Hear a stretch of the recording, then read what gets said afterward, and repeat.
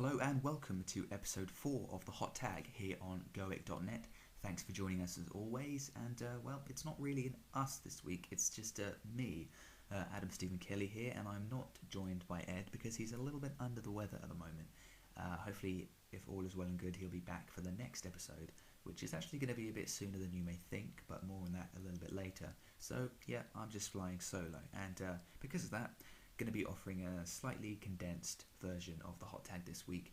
We're not going to be delving into the mailbag, or at least I'm not, because we feel that the questions that you guys send into us are really for the for Ed and I both to answer at the same time. So we're going to be holding off this week's edition of the Hot Tag mailbag to the next episode. But please, by all means, do keep sending us your questions, anything you'd like to say or comment. Just send them in to us at hottagmailbag@yahoo.com. So, as for this week in wrestling, it's been quite a noteworthy week. On our last episode, it was on the day of TNA's biggest pay-per-view event of the year, which was Bound for Glory. We ran down the card for that show, and here we are now 2 weeks later, and we are on the same day of another pay-per-view event, this time with the WWE, because it's Hell in a Cell, the third annual Hell in a Cell pay-per-view event. And interestingly enough, it's only got one Hell in a Cell match on the show, CM Punk versus Ryback for the WWE Championship. It seems that everybody was expecting Sheamus versus the Big Show for the World Heavyweight Championship to also be contested inside the cell, but that does not seem to be the case anymore. So here we have a pay-per-view called Hell in a Cell. It's only got one Hell in a Cell match, which, to be perfectly fine, I think is a positive, because, like I said a couple of weeks ago, you keep having these gimmick pet matches all the time, and they just become worthless. And Hell in a Cell, like I said a few weeks ago, I don't want to really go over myself here, but a match like Hell in a Cell, built as the most barbaric stipulation that you can have.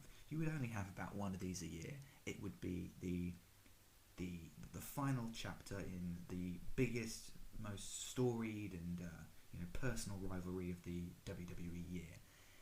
And here you have an event where you know that there is going to be a Hell in a Cell match, and the rivalries may not be up to it, if you see what I mean. They may not have the power to kind of benefit from a Hell in a Cell match, and by the same token, it damages the worth of the stipulation. So I am glad to see that we only do have one Hell in a Cell match on the card. Of course, we already have had a Hell in a Cell match this year because of Triple H versus The Undertaker back at WrestleMania. Quite possibly that's why we've only got one Hell in a Cell match tonight. But also interesting to note that on last year's show we had two Hell in a Cell matches, and the previous year, the first time that event we had, we had three Hell in a Cell matches. So it's gone kind of 3, 2, 1. Will this event even exist next year?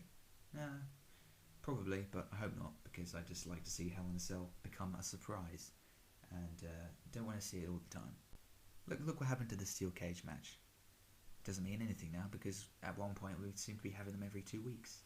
But more on Hell in a Cell a little bit later. So how's about we run down the last 7 days of pro wrestling, TNA and WWE.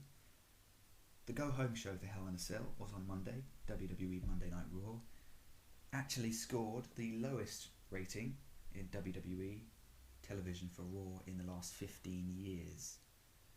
But I don't see that as too much of a problem because of the amount of competition that Raw had, going into Monday. So that rating was not surprising in the least. I don't think you can really read much into it. Of course, we'll see how Monday's rating does, and if possibly if Ryback walks out of Hell in a Cell with the WWE Championship, are we going to see a rating spike on Monday? One would imagine that if they were going to give Ryback the WWE title, that would be the mentality going in, that it would give him a bit of a rating spike. But are they going to do that? Are they going to break his undefeated streak and let CM Punk's near year-long reign as WWE Champion continue? So the main story of Raw was that AJ Lee, the Raw General Manager, is no longer the General Manager. She had to resign at the behest of the WWE Board of Directors, she she didn't skip down to the ring this time, bit of a somber occasion for her, I guess. She was with Vince McMahon, and she resigned as the WWE General Manager for fraternising with a WWE superstar, who we'd later find out was John Cena, although the story was that it was a business dinner, and Vicky Guerrero seems to be, playing Chinese whispers a bit and telling a few lies to have AJ removed from her position of authority. And now Vicky Guerrero is in that, I'd say, the same position, but she isn't the general manager of Raw. She's the managing supervisor of Raw. Well, quite the differences, I don't know, but I don't see her holding this position for very long. I think a Vicky Guerrero expose is coming in the next couple of weeks, possibly on Monday, because Raw is emanating from Charlotte, North Carolina, and the word on the street is that Ric Flair may be coming in to become the Raw general manager, which would be a great thing to see. WWE have apparently been, not wanting to get Flair in because he was a previously contracted TNA talent, and there's the whole TNA versus WWE lawsuit going on at the moment. But things have blown over a little bit. Flair's been gone since May.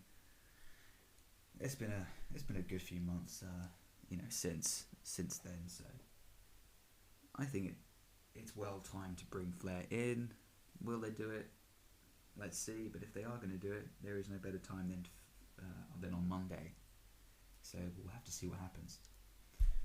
We had a great match on Monday Night Raw, a standout match between Daniel Bryan and Dolph Ziggler, which is no surprise given these two incredibly talented individuals. Ziggler won, and Daniel Bryan, distracted by his tag team partner Kane, his fellow WWE Tag Team Champion. I must admit I am liking this story a lot with Kane and Daniel Bryan. Sometimes it gets a bit perhaps goofy, and sometimes they do things for a bit too long, like the whole I am the Tag Team Champions thing. It was funny the first time. It's a little bit stale now, and they don't just do it once. They say it and they spend about 5 minutes saying it, which kind of weakens the comedic aspect of it. But I am liking this a lot. And at Hell in a Cell, Bryan and Kane will defend against the number one contenders, the Rhodes Scholars, Cody Rhodes and Damien Sandow. The main event saw a champion versus champion rematch, although it wasn't really billed as a rematch, from main event a couple of weeks ago, where CM Punk defeated Sheamus, and he defeated Sheamus again on Monday Night Raw in a lumberjack match, billed as the biggest lumberjack match in WWE history. Although the lumberjacks didn't get involved too much until after the match, actually, when Punk had won and Ryback came on down to the ring to pretty much destroy Punk, and the face lumberjacks kept throwing CM Punk into the ring so he could get a bit of a kicking from the number one contender to the WWE title. So off the back of Hell in a Cell tonight, it's going to be a very interesting Raw tomorrow. Are we going to see a new champion in Ryback? Are we going to see the return of Ric Flair? Only time will tell, but yeah, I guess a lot is riding on Hell in a Cell tonight. TNA had their Championship Thursday edition of Impact Wrestling. Jeff Hardy made his very first TNA Championship defense since winning it at Bound for Glory from Austin Aries against Kurt Angle. But it wasn't just a straight up Jeff Hardy versus Kurt Angle match where they had much time to build it, because Hulk Hogan had picked Kurt Angle as Jeff Hardy's opponent literally right at the last second. It came down to James Storm and Kurt Angle, and this is the thing that's been going on for weeks and weeks and weeks now, where Hogan's, through the whole edition of Impact, we're shown Hogan talking to a select number of wrestlers and deciding on who should be the person to go with and who wants it more, and it's kind of gotten old recently. And I mean, why would you have to handpick your number one contender for the World Championship? So he decided to go with Kurt Angle. Hogan didn't give a reason for picking a Kurt Angle. He didn't really give a reason for taking James Storm out of the picture. All he said was he had something big lined up for James Storm. Okay? Well, how can it be bigger than the World Championship? So it'd be interesting to see what Hogan does have lined up for James Storm. But I bet isn't something actually very good at all. The first person to be eliminated from the mix was Mr. Anderson, who Hogan basically just brushed aside pretty early on, and he ended up getting in a fight with Austin Aries just as he came out of the room. And in a very embarrassing moment for TNA, you heard one of the producers shout, "Cut," at the end of the segment, which was a bit embarrassing. Bully Ray was the next to be eliminated after it was deemed that his focus was on Devon and not the championship, and Bully Ray agreed to that. And next week is open fight night, of course, and Bully Ray has challenged Devon to a match. And of course, if you're challenged on Championship Thursday, you have to accept, or I guess you're fired or suspended or something. But are Aces and Eights actually under TNA contract? The whole thing that doesn't make sense, the plot holes in this storyline between TNA versus Aces and Eights effectively, is, are Aces and Eights in the storyline actually contracted to the company? What are the legal... I could just be reading too much into this, the logic of this. I mean, it's a pro wrestling storyline, but what would the legalities be of the whole allowing Aces and Eights into the Impact Zone? It's extremely convoluted, and like I said, may just be reading too much into it. But I do enjoy wrestling when it's logical. The stories are logical and they make sense, and they're not forgetting about what happened on the last week's show. So Devon versus Bully Ray next week, and I guess if Devon doesn't accept the challenge, what are they going to do? It's this rogue group of wrestlers / bikers. What are the consequences going to be for this group if Devon doesn't accept? You see, it doesn't kind of make sense, but I guess we'll find out. So now we're getting the rehash of the Bully Ray Devon feud from a year or two ago. Although now Bully Ray is very much the babyface and Devon's working heel. Mr. Anderson would take on Austin Aries in a bit of a sloppy match with a bizarre finish. A finish I don't think really worked. It was a kind of unique finish. Austin Aries hit Mr. Anderson with brass knucks when the referee wasn't paying much attention to the match, and Austin Aries basically pulled Anderson on top of him to make it look like Austin was making the pin before rolling him over and getting the pin himself, and thus the victory. But I think perhaps they didn't do it fast enough and it looked a bit sloppy, and I think most of the live crowd were actually confused as to what happened. So it was an interesting finish, but I don't think it quite worked. And Anderson looks extremely out of shape, and he doesn't really have much chemistry with anybody. So, I mean, Anderson's a perfect example of somebody who's not the best worker in the ring, but he's good on the mic. Although his gimmick and his mic work is a bit stale now. I think he drastically needs a bit of a change of character and to get back into shape. So WWE Hell in a Cell is tonight, headlined by two World Championship matchups. You have Sheamus versus The Big Show for the World Heavyweight title, and of course Ryback versus CM Punk for the WWE title inside Hell in a Cell. So it's a tough one. Punk or Ryback? Ed and I discussed this on the episode from a couple of weeks ago. It's tough. I mean, ratings have been lower. CM Punk versus The Rock at the Royal Rumble is the match that they're building to, and have been since Punk's heel turn. But then Ryback has pretty much everything riding on his undefeated streak. So, do they kill the streak? And if they do, they've really got to think of a finish where they have to come up with a finish that protects Ryback if he is to lose, because everything is riding on that undefeated streak. I mean, sure, he's this monstrous babyface, but the undefeated streak is what completes him at the moment. And if he's to lose, it needs to be done the right way, because he has so much to lose, and he's got so much more to lose than Punk, because Punk can win the title back if he's to lose. Punk can win it back in a month. Give Ryback the title for a month. Doesn't hurt Punk. Doesn't really damage the championship because, I mean, it's been damaged quite a lot already. But, and not by Punk, I mean, but, in the past. So give Ryback the title for a month. Have CM Punk versus Ryback in just a one-on-one match at the Survivor Series. And have Punk cheat to win.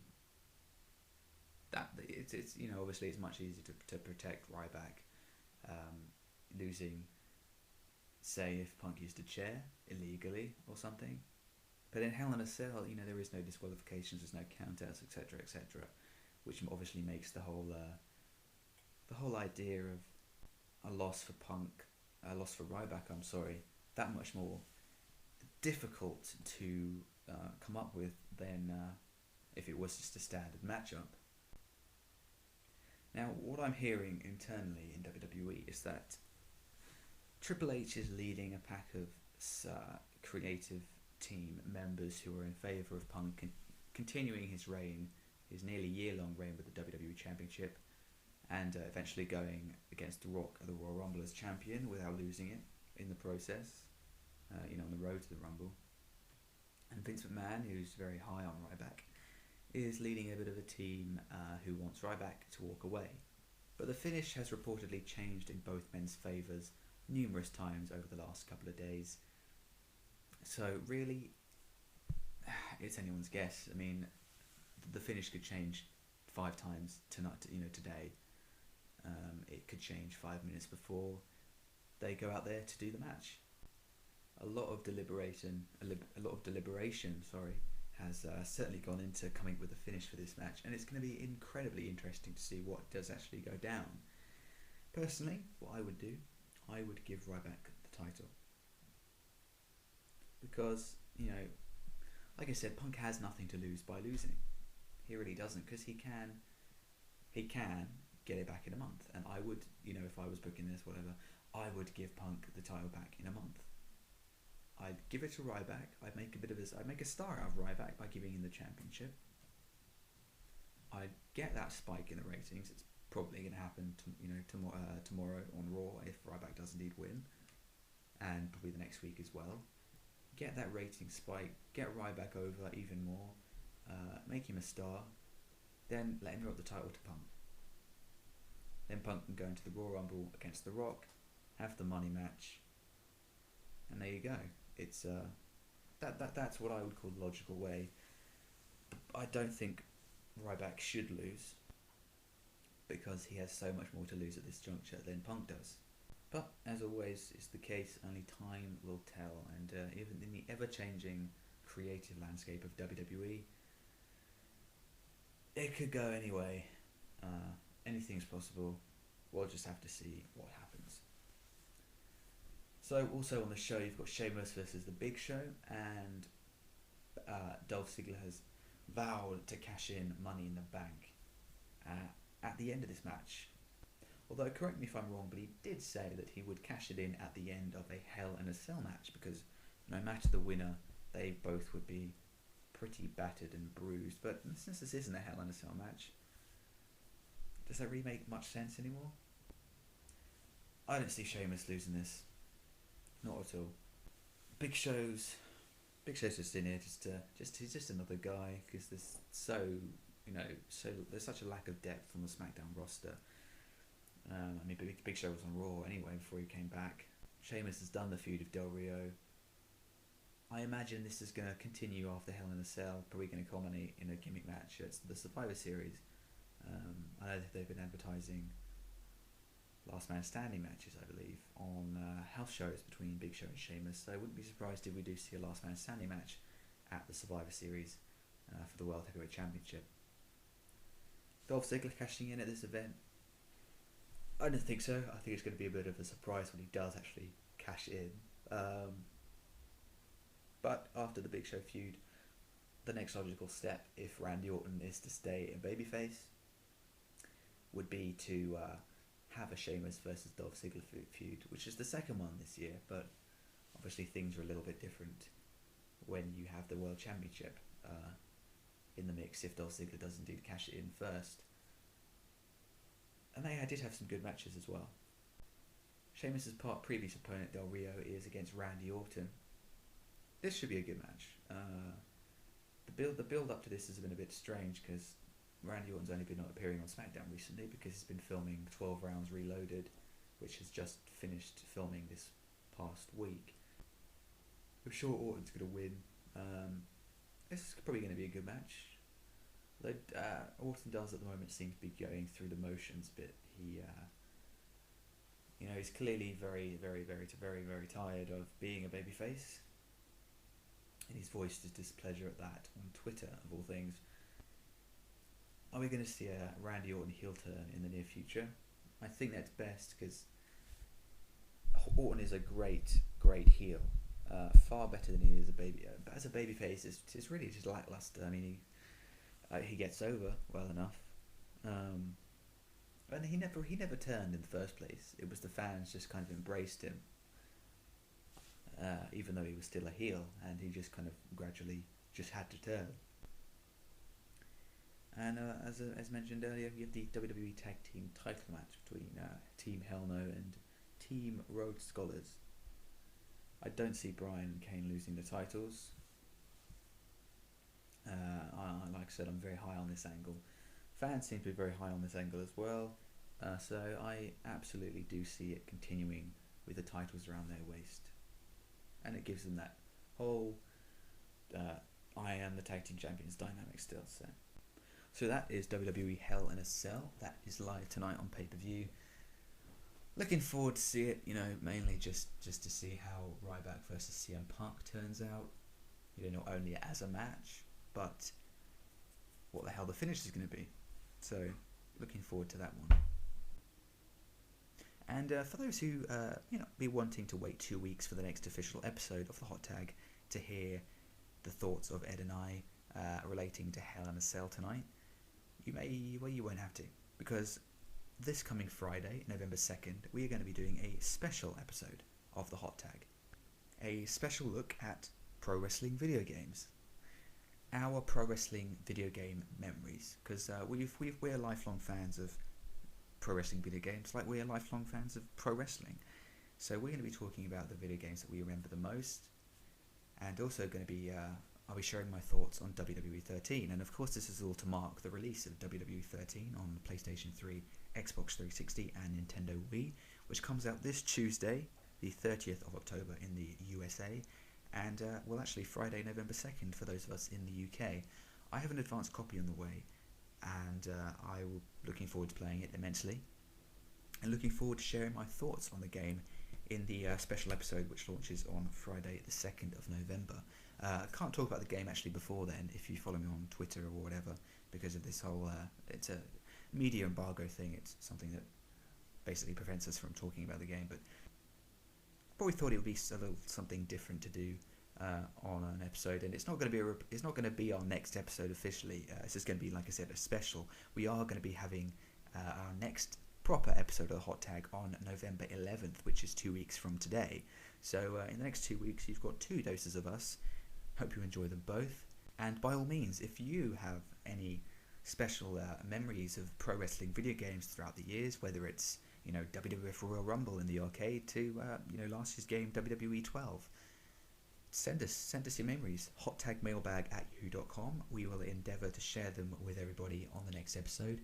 Get those into us.